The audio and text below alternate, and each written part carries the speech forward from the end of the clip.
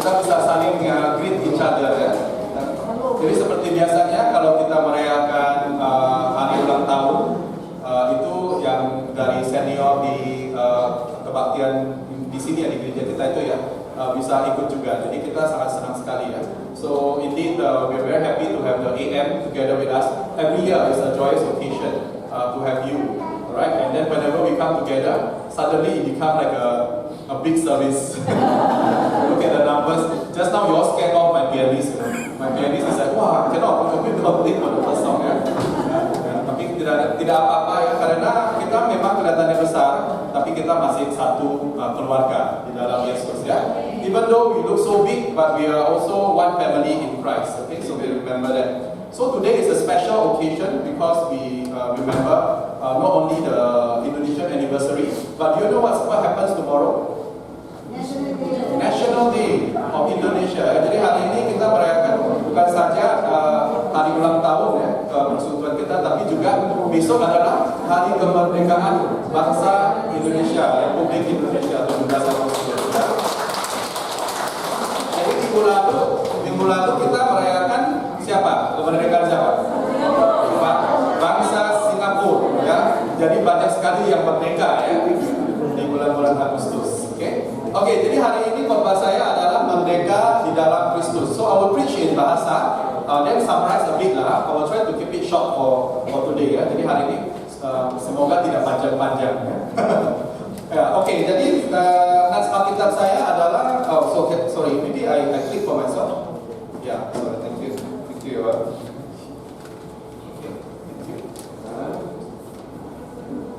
Jadi naskah Alkitab saya adalah dari buku Roma pasal 7 ayat 4 sampai 6. It's from the book of Romans, chapter 7, verse 4 to 6. So you can turn to your Bible. I will not show the English one. Okay, so I think all of you have your Bible. You can turn to it.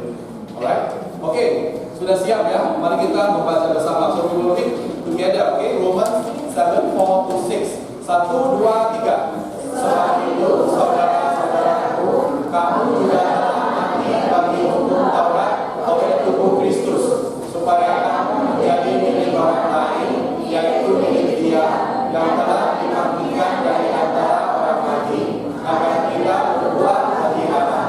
Sebab waktu kita masih hidup di dalam daging, hawa nafsu dosa yang dirangsang oleh hukum Taurat bekerja dalam anggota-anggota tubuh kita, agar kita berbuat bagi mau. Tetapi sekarang kita telah dibebaskan dari hukum Taurat, sebab kita telah mati bagi Dia yang menurut kita, sehingga kita sekarang melayani dalam keadaan baru, menurut Roh dan bukan dalam keadaan lama, menurut hukum Taurat Tuhan. Jadi masih ada satu lagi naskah Alkitab untuk hari ini, itu adalah dari buku Roma pasal 13 8 sampai 10. So there's another Bible passage that I'll be using today. Is from the book of Romans chapter 13 verse 8 to 10. So you can refer to that also. Oke, mari kita membacanya bersama. Janganlah kamu berhutang apa-apa kepada siapapun juga, tetapi hendaklah kamu saling mengasihi. Sebab barang siapa mengasihi sesamanya manusia, dia sudah memenuhi hukum Taurat. Karena firman, jangan berzina, jangan membunuh, jangan mencuri, jangan menghini, dan firman lain manapun juga sudah tersumpul dalam firman ini, yaitu kasihilah sesama manusia seperti dirimu sendiri. Kasih tidak berwajah terhadap sesama manusia, karena itu kasih adalah penerapan hukum Taurat. Ya, jadi tema saya hari ini adalah kan hari kemerdekaan bangsa Indonesia atau Republik Indonesia. Jadi tema saya adalah merdeka di dalam Kristus ya. Nah, kalian tahu nggak bulan Agustus ini penuh dengan hari-hari kemerdekaan banyak-banyak negara di dunia ini. Tahu ya? Oke. Di Asia aja ya sudah banyak sekali hari-hari kemerdekaan. Jadi kita tes dulu ya. Tes dulu, mungkin kita akan ada sebuah game. Oke, so we're gonna play a game. Okay, I'm gonna give you the date of those countries that have their Independence Day in the month of August. Okay, then you can guess which one. We're Oke. Jadi di bulan Agustus saja banyak sekali, dan ini adalah negara-negara cuma di Asia yang merayakan kemerdekaannya di bulan Agustus ya. Oke. Jadi saya tes ya, kalian tahu nggak ya? Oke, kalau 9 Agustus tahu lah ya, itu adalah Singapura. Kalau besok Indonesia. Tapi kalau 14 Agustus Malaysia salah. Oh, kau tahu ya? Suka nonton film India ya. Yeah. You know which country celebrate their birthday on the 14th of August? It's actually no, Pakistan. Wrong. Okay? Wrong. Tapi udah dekat sekali ya. Bukan India tapi Pakistan. Tapi kalau 15 Agustus itu ada 3 negara. 3 negara yang merayakan kemerdekaannya tanggal 15 Agustus. Ayo teka yang tadi. India satu. Okay? So there are 3 countries that celebrated the Independence Day on the 15th of August. India is one. I'll give you 2 more. Ada 2 lagi. Malaysia. Kok setiap kali Malaysia? You only know Malaysia, is it? No other country, Asia. Hello, only Malaysia. No, not Malaysia. Oh, lumayan ya. Jadi itu adalah bangsa yang dekat dengan saya karena istri saya dari situ. Jadi bangsa apa? Negara apa? Korea. Ada satu lagi? Mongol. Kongo. Oh ya, semuanya ada pada cek Google. Bisa cektingan. Oh, AI Google. Ya, bukan Kongo, tapi mungkin Kongo juga ada ya. Tapi bukan Kongo di Asia. Kongo ada di mana? Kongo ada di mana? Di Afrika. Oke? Ya, oke. Jadi bukan. Jadi satu adalah India, Korea Selatan, satu lagi yang tetangganya Korea Selatan. Korea Utara, iya bagus ya. India, Korea Utara, Korea Selatan, India. Oke? Ya, oke ya. Jadi gampang kan? 1-2 lagi ya. Kalau gitu 19 Agustus. Jangan bilang Malaysia lagi ya. Non Malaysia. 19 Agustus. Ini memang ini agak susah. Karena negara ini bukannya di Asia tapi mungkin lebih ke Timur Tengah gitu ya. Oh, Google. Terima kasih Google. Bukan kamu yang menjawab, Google. Pasti dong, tahunya sampai situ. Ya, udah nggak boleh Google lagi. Ya, jadi 19 Agustus adalah Afghanistan. You know Afghanistan. Oke, ya. Jadi satu lagi, ini adalah yang paling gampang. Yang paling gampang. 13 Agustus adalah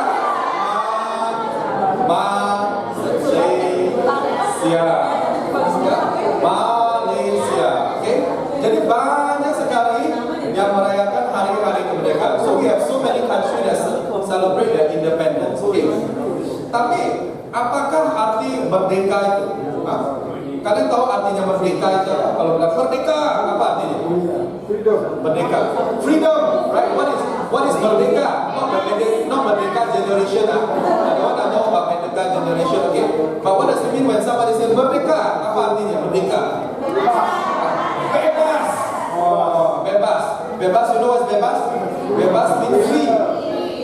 Free ya.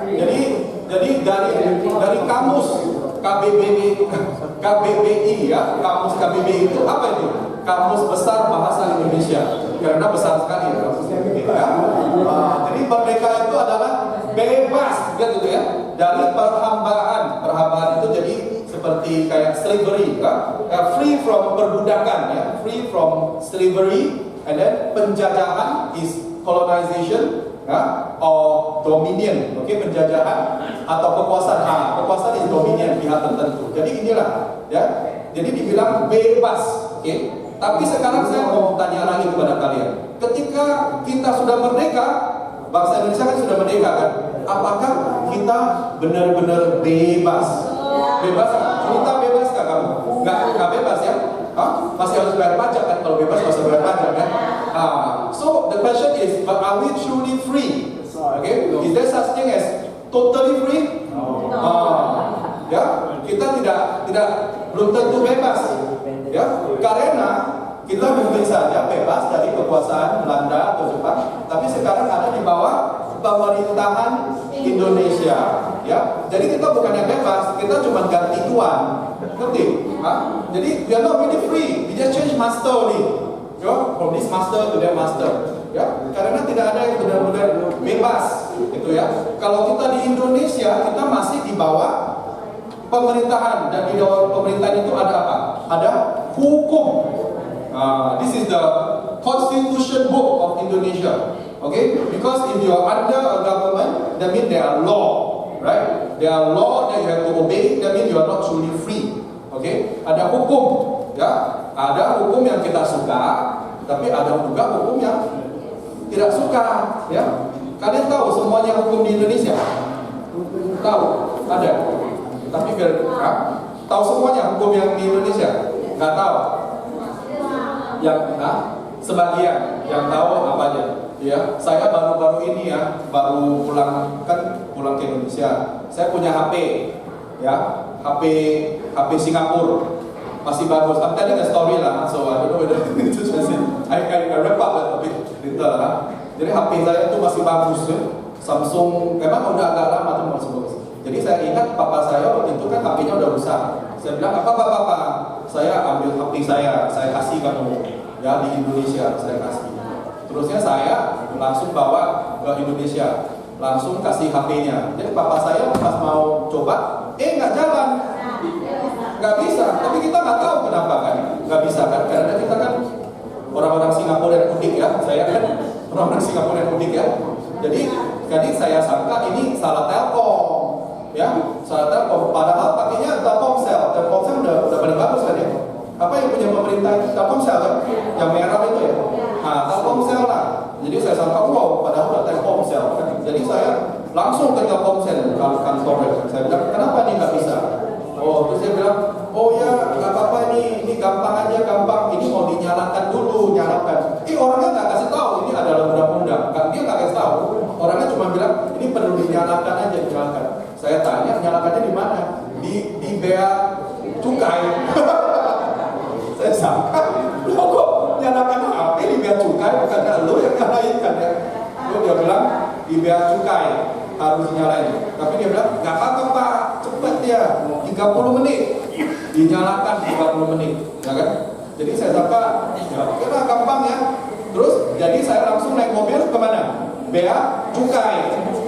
Sampai ke Bea Cukai, ya terus saya tanya orangnya di gardu depan itu, gimana nyalakan? Dia nanya banyak sekali tiba-tiba. Dia bilang, oh Bapak orang Indonesia. Dan saya bukan, saya sudah bukan orang Indonesia, tapi Bapak saya orang Indonesia. Oh mana surat ininya, surat ini banyak kali. Surat apa? Ya. Terus saya tanya, banyak kali suratnya untuk nyalain aja kan? Iya, terus dia bilang ini adalah hukum. Dia bilang, soalnya hukum email katanya. Email namanya ya. Hukum email mau nyalakan. Terus saya sangka, oke lah, kalau gitu saya kasih surat-surat ini, terus bisa nyalakan. Iya, tapi bayar dulu Pak.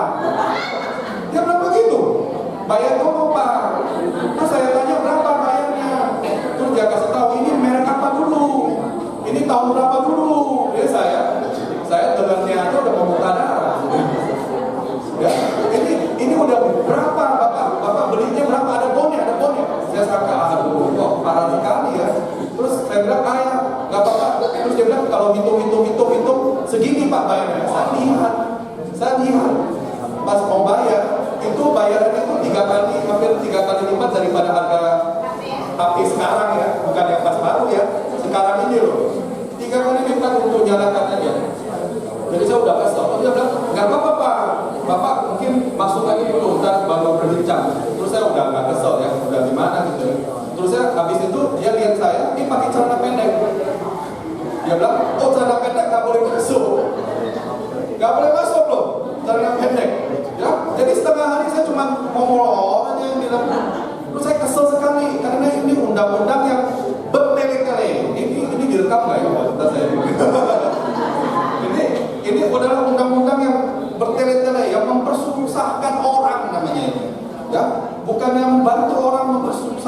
orang ya. Jadi makanya saya juga udah kesel, mungkin untung saya nggak di penjara waktu itu ya. Saya udah kesel, saya bilang begitu sama bapaknya yang di depan itu. Saya bilang, kok undang-undangnya begitu sih? Ya, undang-undangnya tidak membantu, mempersusahkan. Ya, jadi dia habis itu melihat saya, iya gimana ya namanya undang-undang, kita semuanya juga harus begitu Pak. Ya, kita seharusnya semuanya harus ikut. Ya, saya pikir-pikir ya kalau undang-undang tidak membantu apa yang ikut ya. Seharusnya kita itu ya. Tapi beginilah keadaan kita. Ya, so I was telling a story of how I buy handphone. Want to give my Singapore handphone to my dad in Medan. I realized that there's a handphone law in Medan. You know that basically you cannot use a foreign phone and just pass it to them, you know, because they will block you. They'll block you. You need to register tax, and then sometimes and then you need to pay lah. And then the amount is usually 3 times more expensive than the phone at that time or your second-hand phone. Okay, so that was the story. So I say that some laws are good, but some laws are redundant. Jadi ada hukum-hukum yang bertele-tele ya. Tapi kita tidak bisa tidak ada di bawah kekuasaan sesuatu kan. Kita harus pasti ada di suatu pemerintahan ya. Bisa kalian sekarang begini, saya nggak suka sama negara Indonesia. Saya mau saja lah paspor saya tidak mau lagi. Saya mau menjadi warga negara dunia. Ada yang begitu? Hah? Bisa? Ada yang warga negara dunia sekarang? Nggak ada. Hah? Nggak ada kan? Iya. Ya?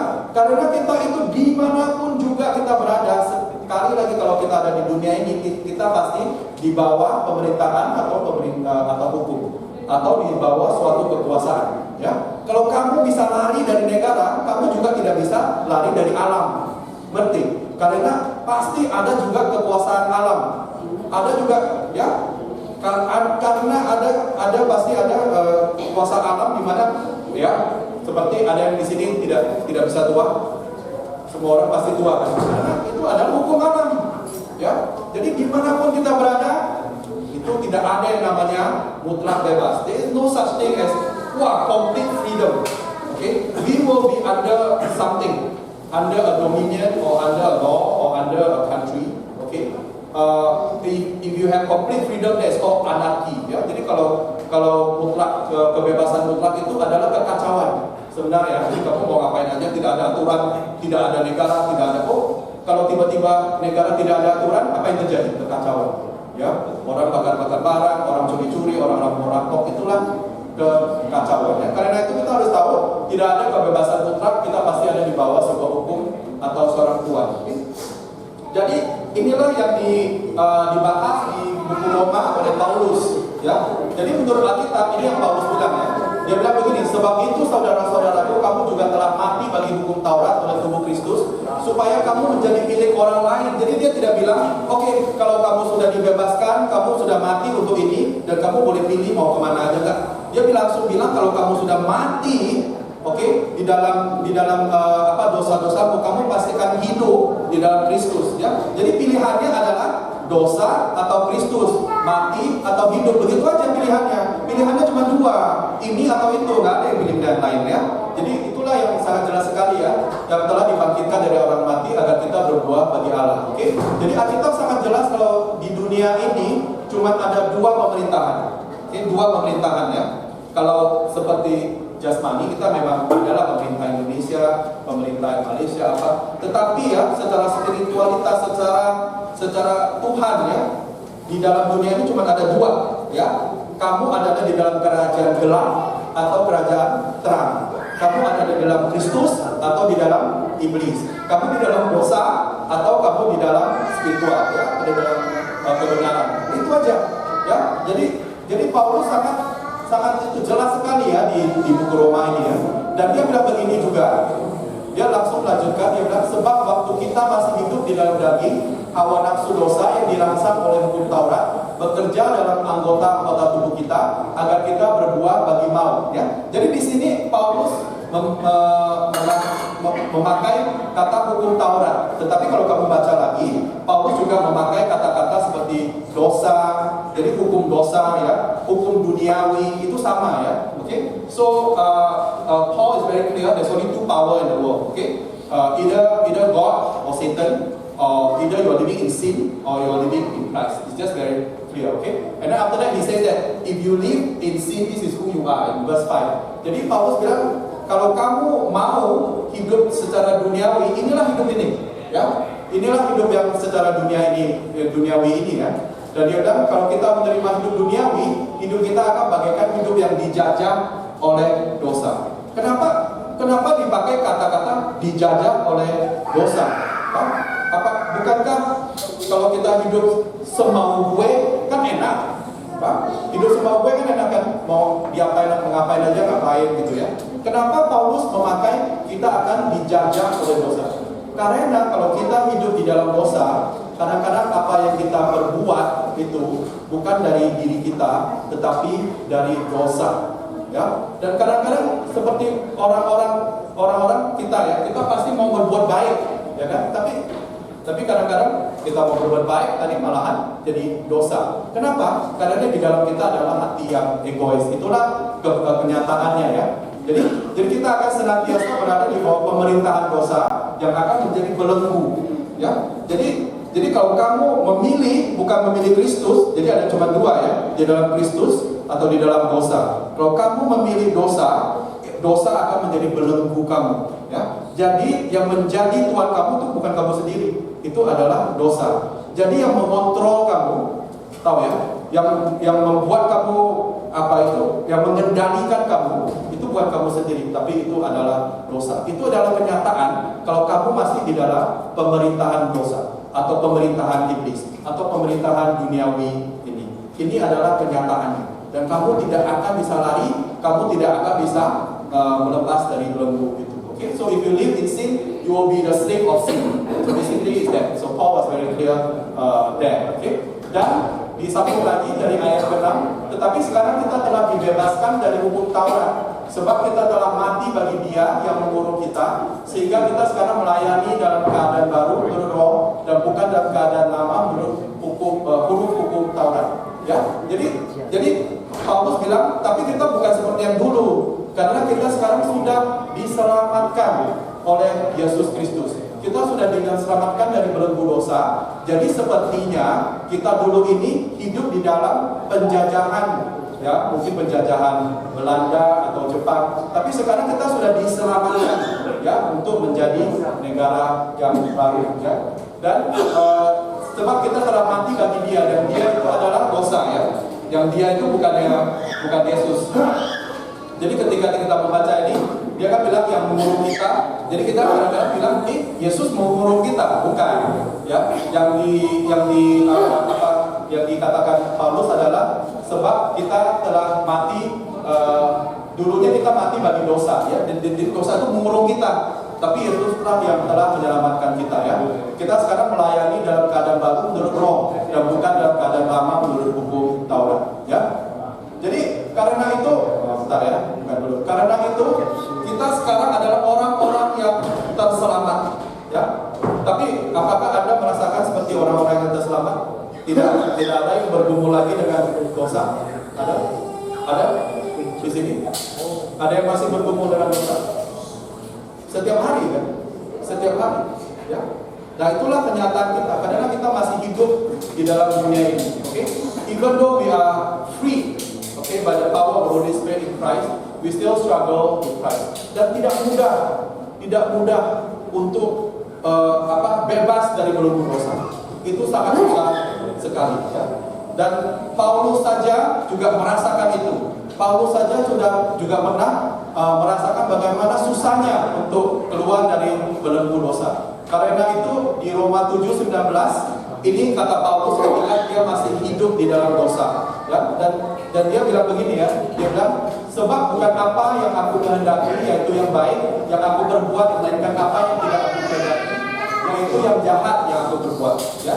Jadi kalau kita hidup di bawah pemerintahan dosa, kalau pemerintah kita adalah daging, ya, yang pokoknya seenak lu aja, seenak gue aja, mau buat apa, pasti apa yang kita buat adalah sesuatu yang egois. Pasti apa yang kita perbuat adalah sesuatu yang akan melukai orang-orang yang dekat dengan kita.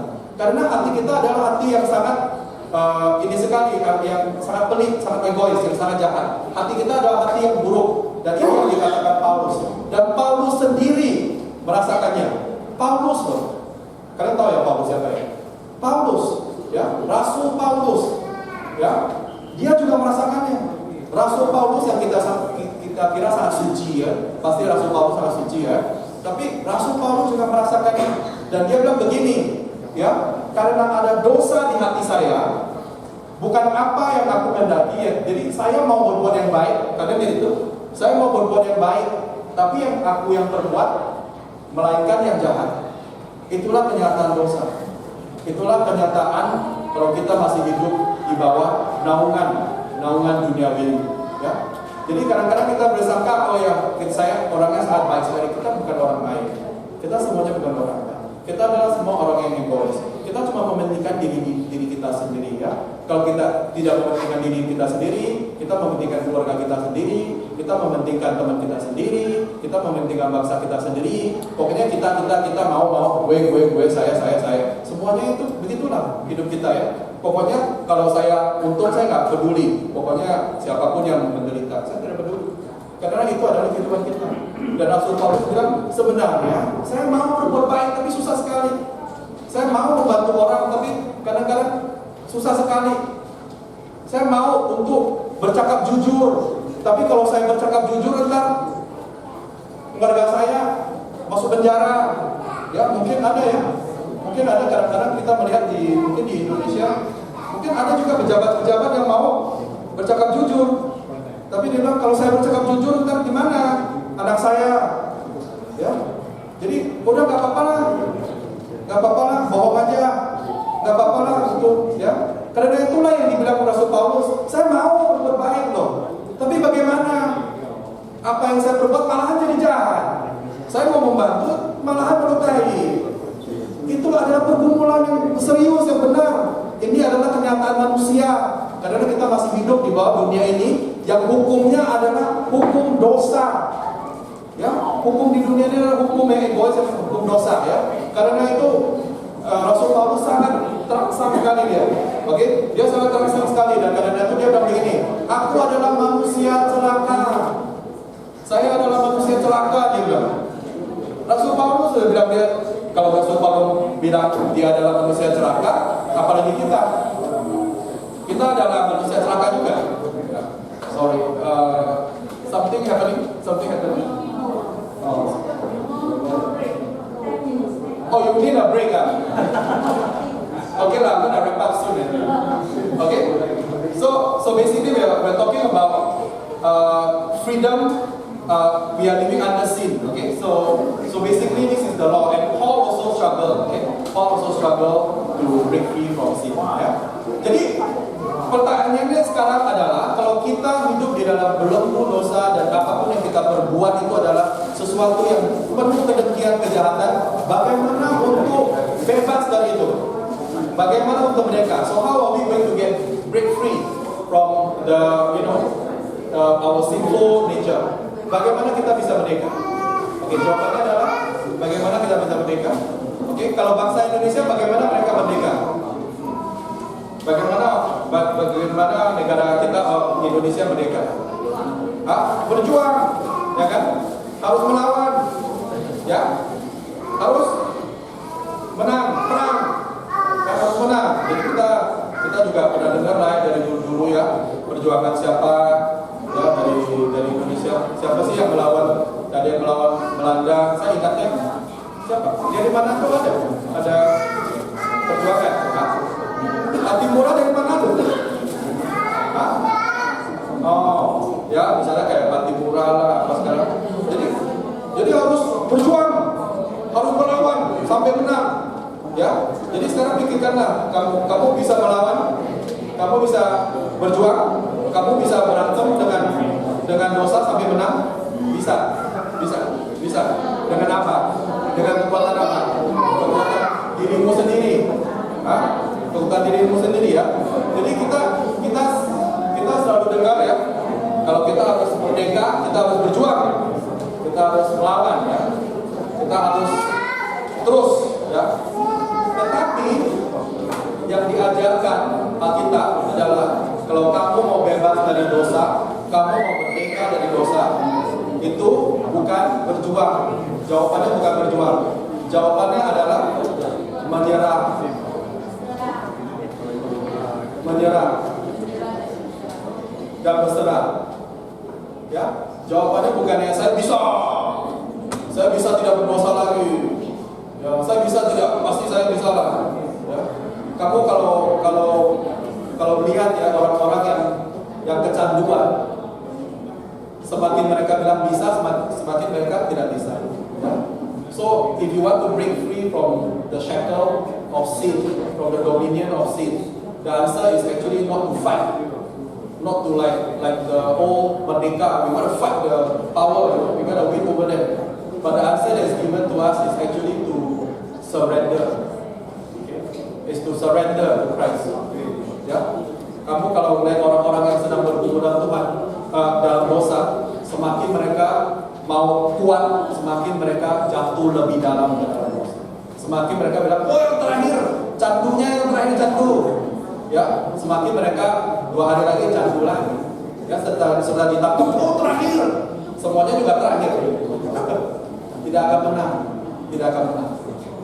Yang kamu cuma bisa menang kalau kamu bukannya berantem, ya, bukannya berjuang, bukannya saya bisa, tapi bilang saya tidak bisa. Saya tidak bisa Tuhan, saya tidak bisa Roh Kudus, ya, saya tidak bisa dan saya perlu kamu. Karena itu kita perlu percaya dan berserah. Berserah penuh berarti mempercayakan kehidupan kita kepada yang Sang Punya tambah sedikit pun melakukan. Ya, jadi kita harus begitu. Kita harus menyerah kepada Tuhan. Hari ini, saudara-saudari sekalian, saya tanya lagi, apakah kamu masih berantem dengan dosa di hidupmu? Apakah kamu masih di bawah pemerintahan dosa? Apakah dosa adalah tuanmu? Ya, atau kamu telah menyerahkan dirimu kepada Kristus? Ya, siapa yang di sini yang bisa dengan percaya diri bilang saya mau menyerah, saya telah menyerahkan hidup saya kepada Tuhan. Karena Tuhan kamulah Tuhan saya, kamulah Allah dan Bapa saya. Siapa yang di sini yang sudah menyerahkan hidupnya kepada Tuhan? Yang rela menyerahkan. Siapa? Ayo mungkin angkat tangannya. Angkat tangannya siapa? Angkat tangannya. Amin ya, amin ya. Ya, bukan berarti kita tidak akan berdosa lagi. Bukan berarti itu ya. Ya, bukan berarti saya sudah sok suci. Tapi kita harus menyerahkan dan saya bilang biarpun saya berdosa, tapi sekarang saya punya Roh Kudus. Ya, karena itu ketika saya mau jatuh dalam dosa, saya punya kekuatan untuk melawan. Ya, itulah kemerdekaan yang sepenuhnya di dalam Tuhan. Ya. Dan karena itu kalau kita mempunyai kekuatan itu, hidup kita akan dirubah. Ya, dulu adalah pemerintahan yang penuh dengan hukum dan kegelapan. Tapi sekarang adalah pemerintahan yang penuh dengan kasih. Beda ya? Beda? Jadi di Roma 13:8-10 itulah yang dibilang ya. Jadi kasih tidak berbuat jahat terhadap sesama manusia, karena itu kasih adalah kegenapan hukum Taurat. Ya. Jadi dulu sebelum kita mengenal Tuhan, kita tuh suka hitung-hitung. Kamu kok begini ya orangnya, kamu gitu. Utang saya 50 sen. Kok nggak dibayar 50 sen. Tapi kalau kamu dengan kasih, kamu melihatnya sama, beda sekali, ya. Dulu kadang-kadang kita kalau orang-orang yang bersalah, kita suka marah-marah. Oh, kamu tidak menurut aturan. Padahal sendiri kita nggak ikut aturan juga kan, ya. Tapi kalau kamu melihat orang-orang dengan kasih, kamu melihatnya bukan hanya ikut aturan atau tidak aturan, tapi kamu mengenal hatinya adalah hati yang baik. Jadi itulah kasih, ya. Dan di Roma 13, ya. Dia membicarakan mengenai hutang kasih. So, I'm just saying that. So, if you are under the new dominion, which is the dominion of Christ, how you live your life is very different because now it's not about law, but it's about love. Okay? So, you live your life according to love. And in Romans 13, it talks about love as the one that runs your life. Right? Nah, kalau di Roma 13, yang ini memang tidak begitu jelas ya. Coba lihat ini dulu ya. Jadi dia bilang, janganlah kamu berhutang apa-apa kepada siapapun juga, tetapi hendaklah kamu saling mengasihi. Sebab barang siapa yang mengasihi sesama manusia yang sudah memenuhi hukum Taurat ya. Tapi sebenarnya yang lebih bagus, terjemahan yang lebih bagus, dan saya suka sekali dengan terjemahan ini. Dia bilang, jangan berhutang apapun kepada seseorang, kecuali apa? Saling berhutang kasih. So if you look at the translation in the English one, it's a beautiful translation because it says that do not owe anyone anything except for the debt of love. Okay, it's a beautiful verse. Okay, kecuali hutang kasih. Ya, semua hutang kamu harus bayar. Itu yang dibilang ya. Kamu harus bayar semua hutang.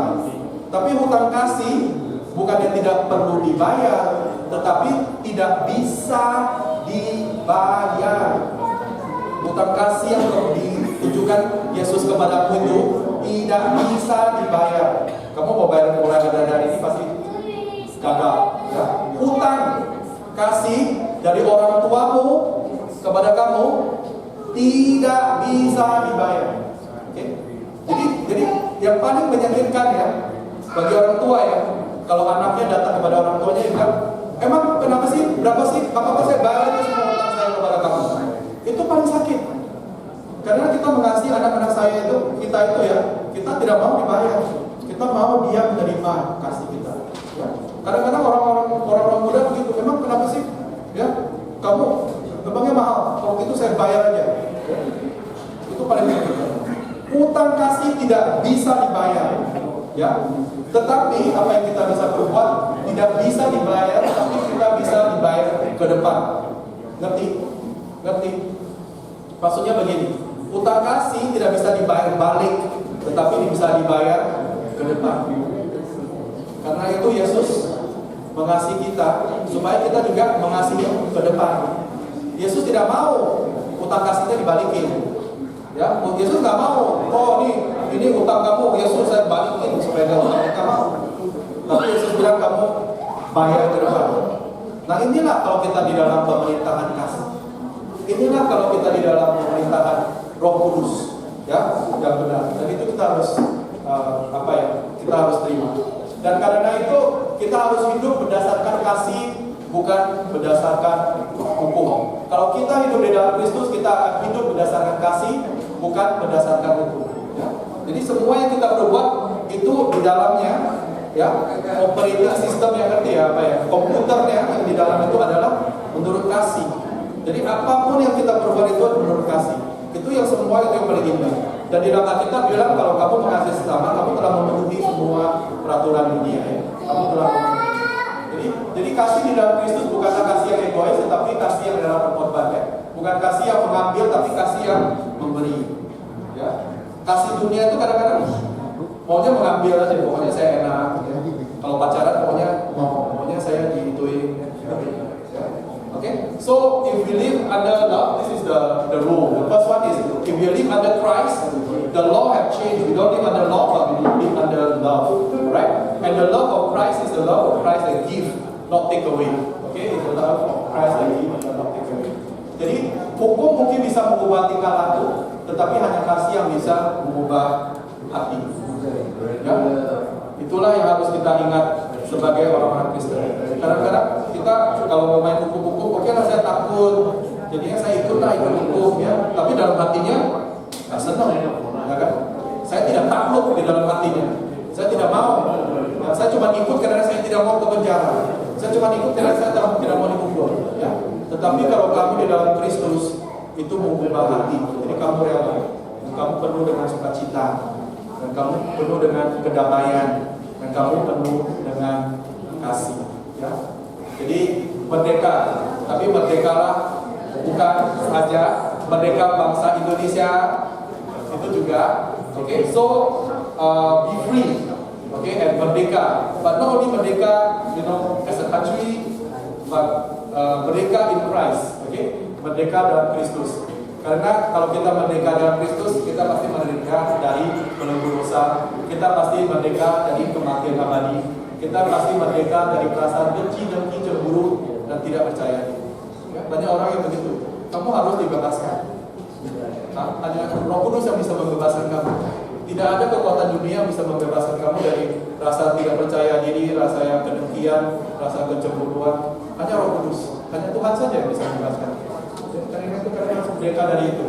Dan merdeka untuk mengasihi Tuhan, dan merdeka untuk membayar ke depan kasih yang diberikan Tuhan kepada orang lain. So, I just gonna summarize. So, if you live in Christ, This is who you'll be. You'll be under love. So you'll be merdeka in Christ. Okay. So you'll be free from the shackle of sin. You'll be free from the eternal damnation. You'll be free from all the feelings of hatred, of jealousy, of identity issue. You'll be free to love God, and you'll be free to pay forward the debt of love that God has given to you. Okay? When you receive the debt of love, you cannot pay back God. You cannot pay back Christ. There is no way. The only way you can do is to pay forward to other people what you have received from Christ. That is true liberation in Christ. That is true merdeka. Inilah kemerdekaan yang sejati di dalam Kristus. Mari kita berdoa. Tuhan Allah Bapa kami dalam surga, kami berterima kasih untuk firman-Mu pada hari ini. Tuhan yang mengingatkan kami bahwa Tuhan di dalam Kristus kami semua sudah merdeka. Kami sudah merdeka karena Kamu telah menyelamatkan kami, Tuhan, dari belenggu dosa. Dan Kamu melalui pengorbanan anak-Mu di kayu salib telah memberikan kami hidup, bukan saja hidup yang kekal, tapi juga hidup yang berlimpah di dunia ini.